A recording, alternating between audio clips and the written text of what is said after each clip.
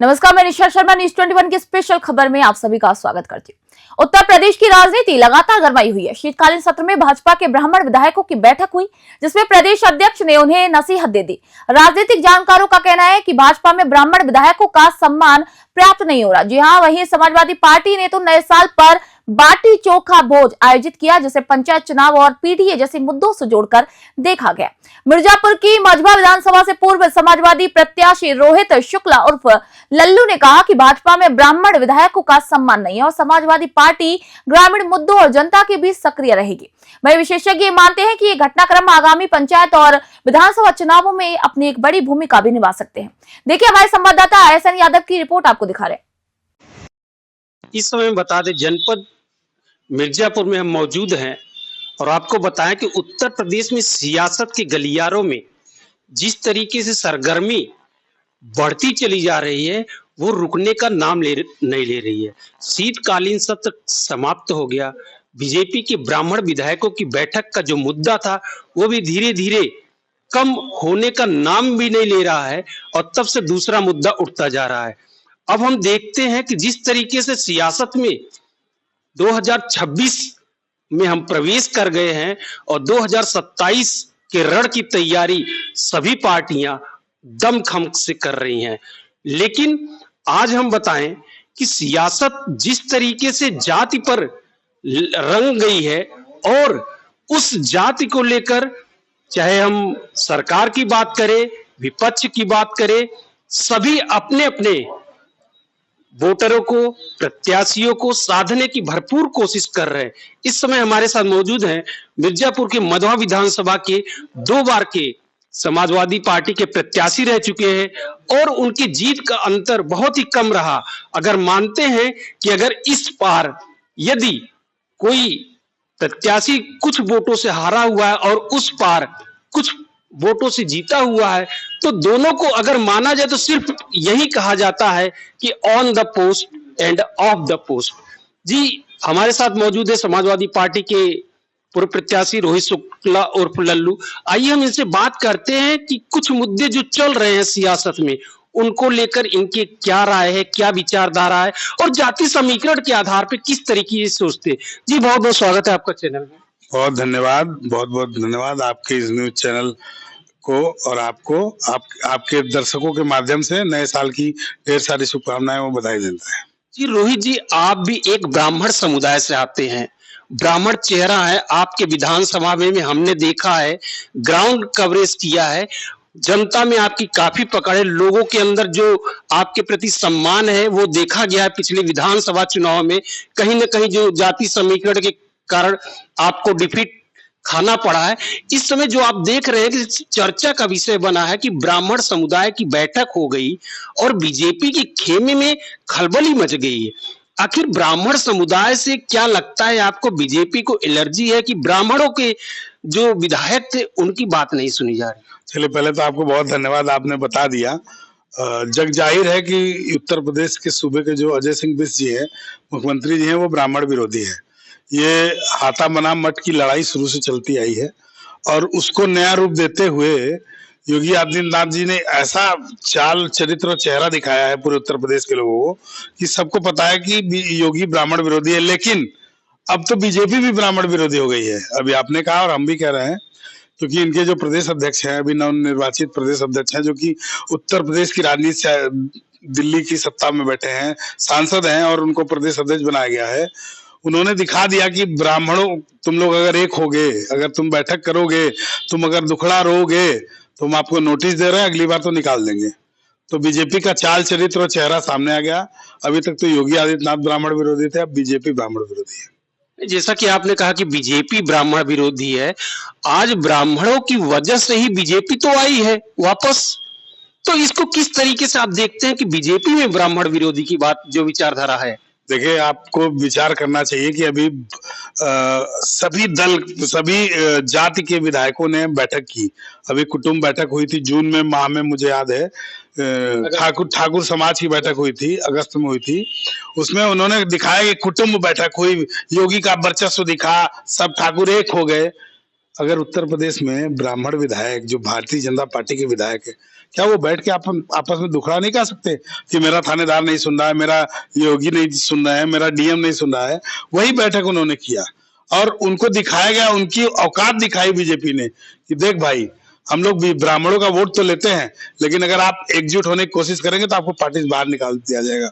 और अपने आप को ब्राह्मण विधायक ठगा महसूस कर रहे हैं उस भारतीय जनता पार्टी की सरकार में कि हमारा कोई काम नहीं हो रहा है, हमारा वोट लिया जा रहा है। और मैं अपने ब्राह्मण समाज के लिए कहना चाहता हूँ कि ब्राह्मण समाज तो बीजेपी को हमेशा से वोट देता आया है, क्योंकि लगता है ब्राह्मण समाज को कि बीजेपी हमारी पार्टी है। लेकिन मैं ब्राह्मण समाज के लोगों से कहूंगा कि आप लोग जागो और देखो कि क्या हश्र है, विधायक का क्या हश्र है, आम ब्राह्मण का क्या होगा। विधायक अपनी बात नहीं कह सकता इस दल में। हम लोग तो समाजवादी पार्टी में है, कार्यकर्ता है, 2 बार विधानसभा चुनाव आदरणीय अखिलेश यादव जी ने लड़ा है और मध्यम वर्गीय परिवार से आते हैं। अखिलेश यादव जी ने मुझे 2 बार मौका दिया, ब्राह्मण परिवार का लड़का हूँ, मुझे तो गर्व होता है। मैं भी आदरणीय अखिलेश यादव के सामने अपने ब्राह्मण समाज की बात करता हूं और अखिलेश यादव जी मेरा समर्थन करते हैं।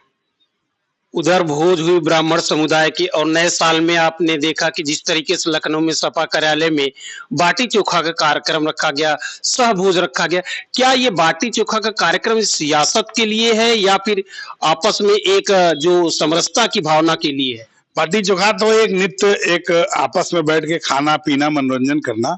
नया साल था, माननीय राष्ट्रीय अध्यक्ष जी ने नया साल में बाटी चोखा लगवाया और सर समाज के लोग, समाजवाद का मतलब ही होता है समता मूलक समाज, सर समाज के लोगों के साथ, उसमें ब्राह्मण भी थे, उसमें क्षत्रिय भी थे, उसमें यादव भी थे, उसमें वैश्य भी थे, उसमें हर बिरादरी के लोग थे, बनिया,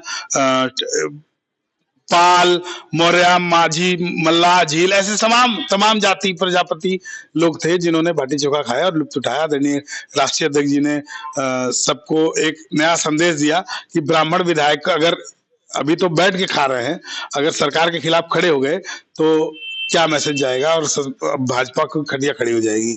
उन्होंने तो ये तो बता दिया और ये हम लोग भी जानते हैं कि अब भारतीय जनता पार्टी का कुछ होने वाला नहीं है, क्योंकि सर समाज के लोगों को सिर्फ ठगने का काम करती है भारतीय जनता पार्टी। आपको क्या लगता है, बैठक के तुरंत पश्चात आपने देखा कि एक ब्राह्मण चेहरा जो डिप्टी सीएम ब्रजेश पाठक 2 बार दिल्ली गए और इधर उत्तर प्रदेश सरकार को पता ही नहीं है, तमाम अटकलें राजनीति के गलियारों में लगाई जा रही है। आप लोगों ने, समाजवादी पार्टी ने तुरंत ब्राह्मणों को ऑफर दे दिया, तो इस किस तरीके से ये है कि अब ब्राह्मण समुदाय की बिरादरी को साधने की कोशिश हो रही है, या तो जो आप पीडीए की बात करते उसमें? पहले तो आप ये जानिए कि ब्रजेश पाठक जी कौन है और किस किस दल से आए हैं, और उस बैठक में ब्रजेश पाठक को क्यों नहीं बुलाया गया, क्योंकि सबको पता है कि ब्रजेश पाठक अपंग है, किसी काम के नहीं है। वो ना विधायकों की सुनते हैं ना आम जनता की सुनते हैं। वो अपना प्रोफाइल बड़ा करते हैं, कभी बसपा में थे तो मंत्री थे, सांसद थे, भाजपा में आए हैं, उनका क्या हाल है देख ही रहे हैं। और किस प्रकार उनका एक थानेदार नहीं सुनता, वो सिर्फ आदरणीय राष्ट्रीय अध्यक्ष जी के खिलाफ बोल के अपनी बढ़ाना चाहते हैं, लेकिन ऐसा कुछ नहीं है।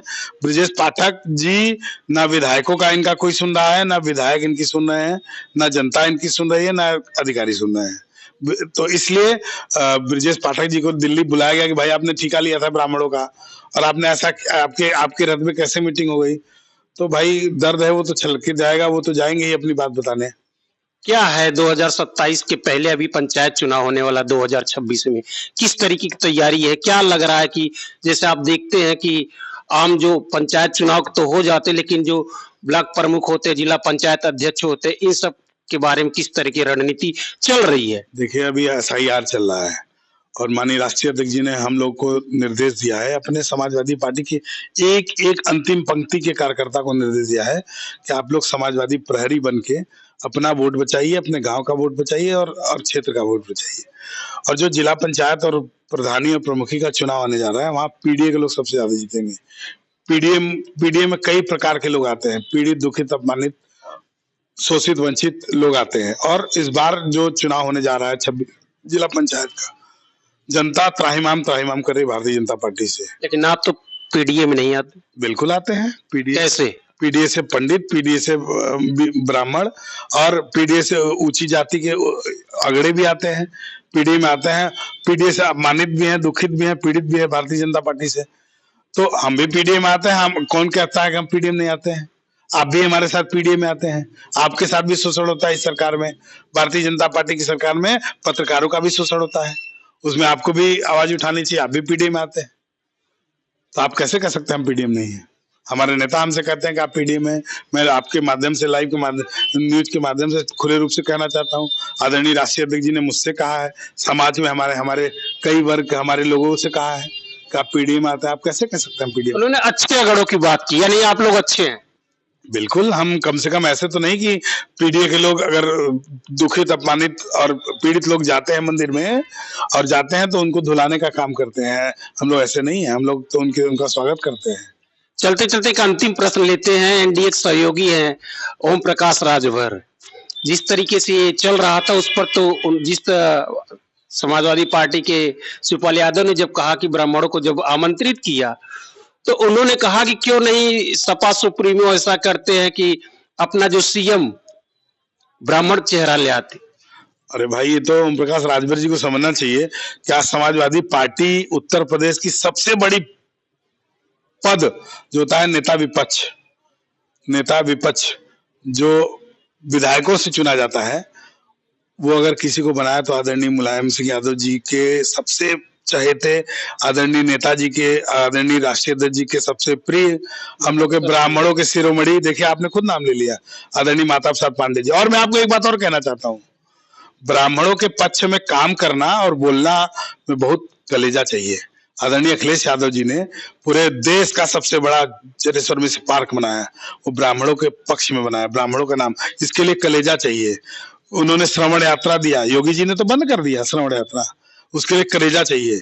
और जो भी योजनाएं अखिलेश यादव जी ने, और मैं आपको एक बात और कहूंगा, आप मिर्जापुर की बात, मैं मिर्जापुर का हूं तो मिर्जापुर बात करूंगा, यहाँ डबल इंजन की सरकार है। यहाँ गठबंधन की अनुप्रिया पटेल सांसद हैं और उनके पति और मंत्री भी हैं, उनके पति उत्तर प्रदेश सरकार मंत्री हैं, लेकिन उत्तर प्रदेश का मिर्जापुर का विकास हुआ? यहाँ का कल कारखाना, अभी योगी जी ने कहा था एक जिला एक उद्योग की बात कही थी, और क्या मिर्जापुर में पीतल उद्योग था, आज चालू है? बंद हो गया। मिर्जापुर में कालीन उद्योग था, चालू है? बंद हो गया। सिर्फ यहाँ के लोगों को ठगा गया है।